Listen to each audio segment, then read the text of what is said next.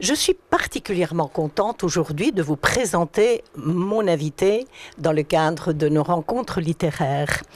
Vous me direz pourquoi je suis particulièrement contente? Eh bien parce que pour la première fois, j'ai le plaisir d'inviter une poétesse qui est Laura Grimaldi.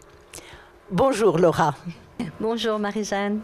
Alors Laura, est-ce que tu me permets de te présenter à travers la plume d'un poète que je crois tu aimes beaucoup? Il s'agit de Salah Al-Hamdani. Avec plaisir.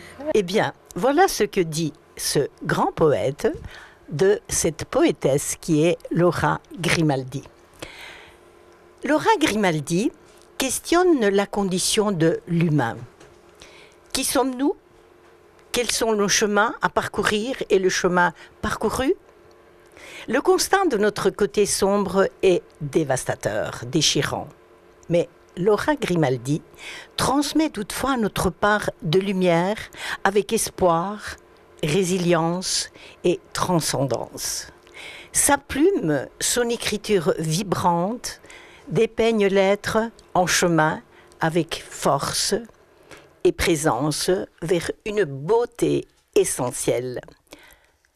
En écoutant la voix, les mots et la musique, c'est comme une caravane qui traverse l'esprit, un nuage qui passe, un beau cerf-volant mais perdu.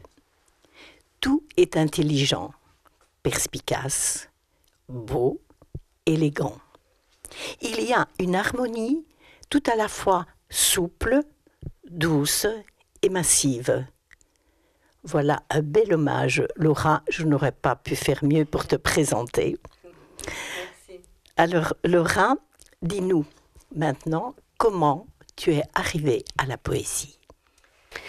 Alors, je pense que comme beaucoup de poètes, c'est venu très tôt. Et c'est venu à mes cours de diction. En fait, on m'a inscrit à des cours de diction parce que j'adorais théâtrer quand j'étais petite.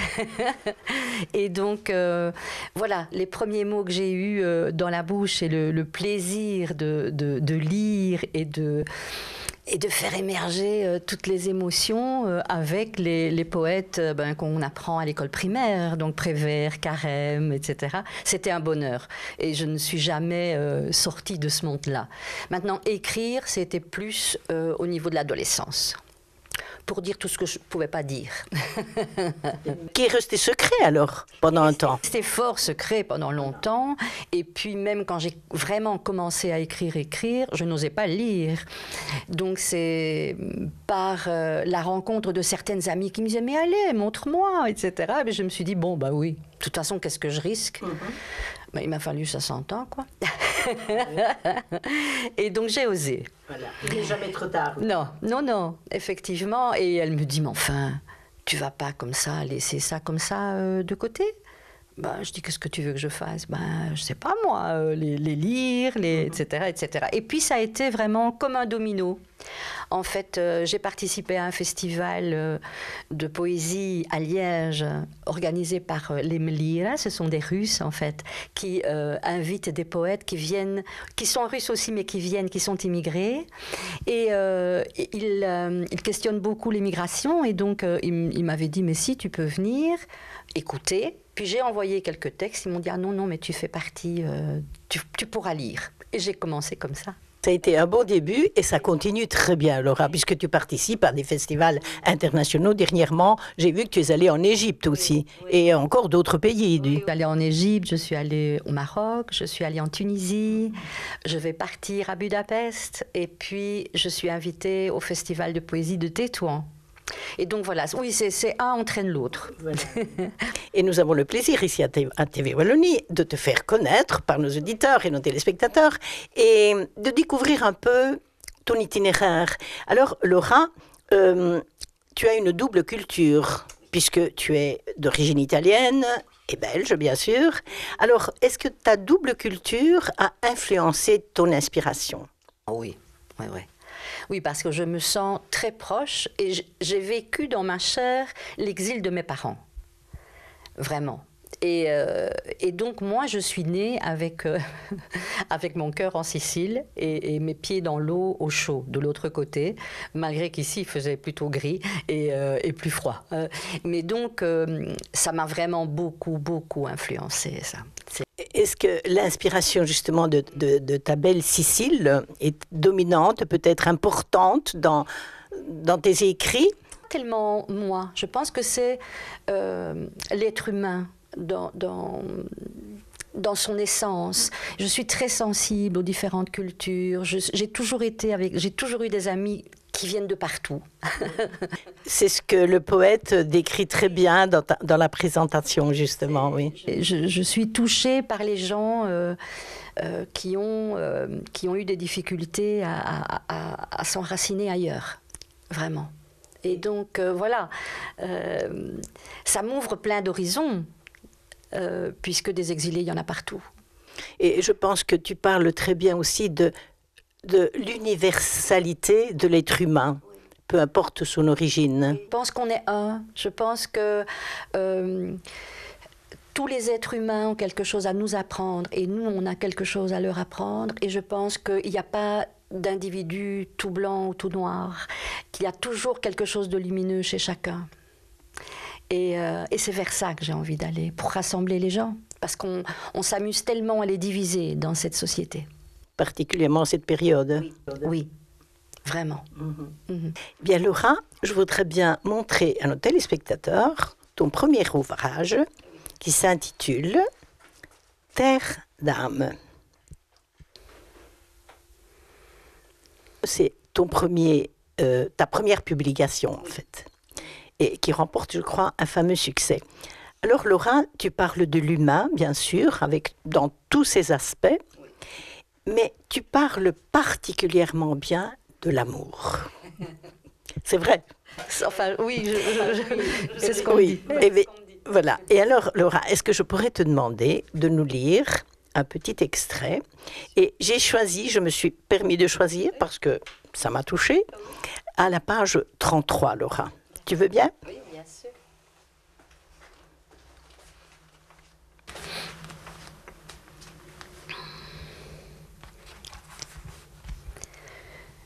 Tous migrants. Nous sommes tous des migrants, amenés à quitter cette terre dès la naissance. Nous le savons. Où est la conscience si plus rien n'a de sens? Nous sommes tous des migrants. Nous traversons tous nos propres océans. Où se niche notre conscience si plus rien n'a de sens? Nous sommes tous des migrants. Nous quittons tous une mer pour aller vers la lumière. Nous le savons. Où se niche notre conscience si plus rien n'a de sens? Nous sommes tous des migrants, cousins et frères. Le paradis est ici, si nous le voulons vraiment. Tous migrants. Les voies de l'enfer sont la faim et l'injustice. Notre terre le sait. Blanc, jaune, rouge ou noir, on s'en fout, mon frère. Nous sommes tous nés d'une mère. Oublie le blanc, empereur de ce monde. De l'autre côté, nous sommes tous égaux.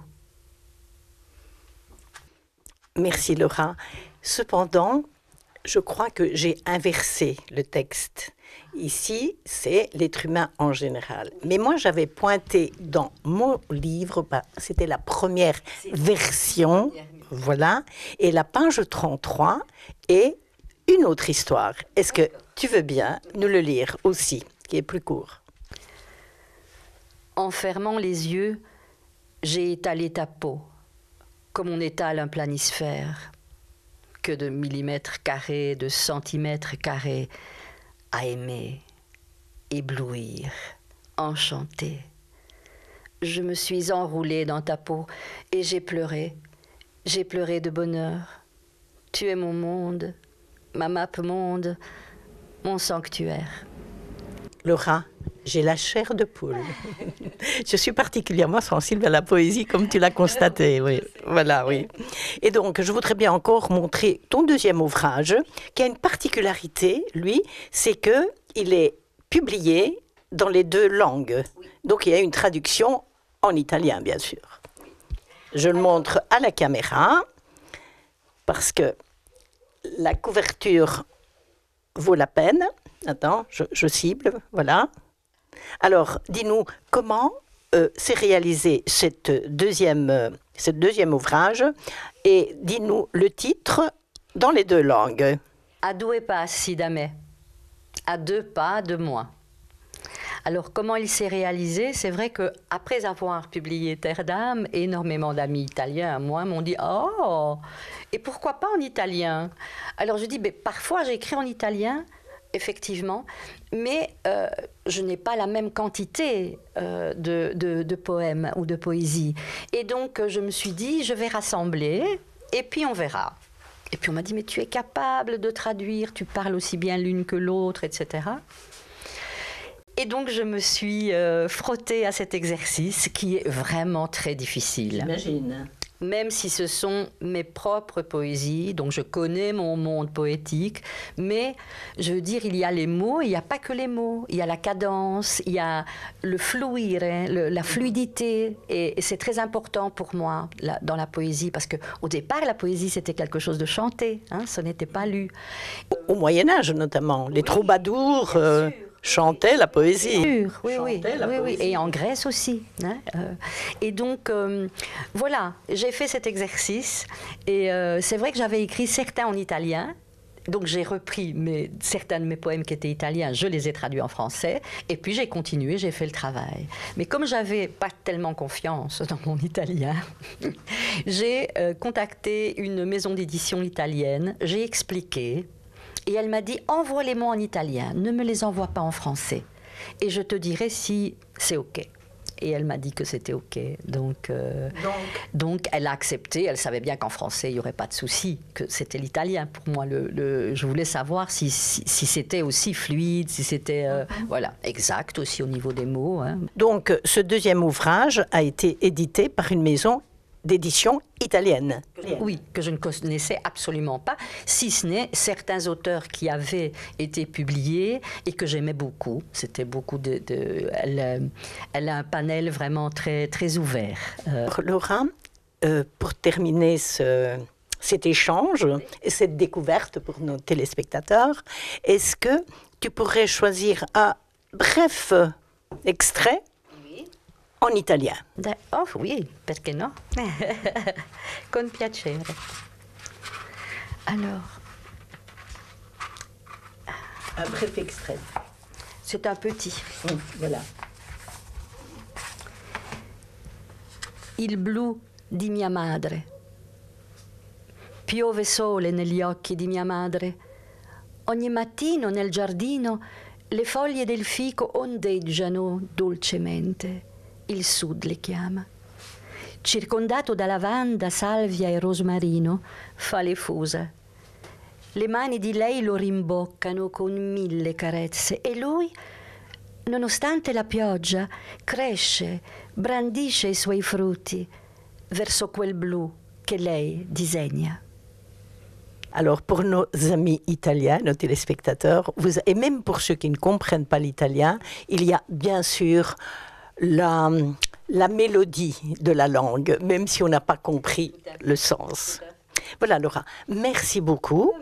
Et je voudrais bien montrer encore les deux ouvrages disponibles où, justement? Alors, évidemment, dans toutes les bonnes librairies, on peut le commander. Mais je sais qu'il est encore en rayon chez Pax. Ah oui. Et à la librairie qui s'appelle La Traversée à Verviers.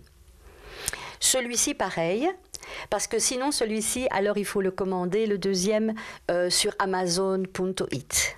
Alors voilà, si vous êtes écrivain, poète, essayiste, si vous voulez vous faire connaître, vous pouvez toujours nous contacter à tvwallonie.be.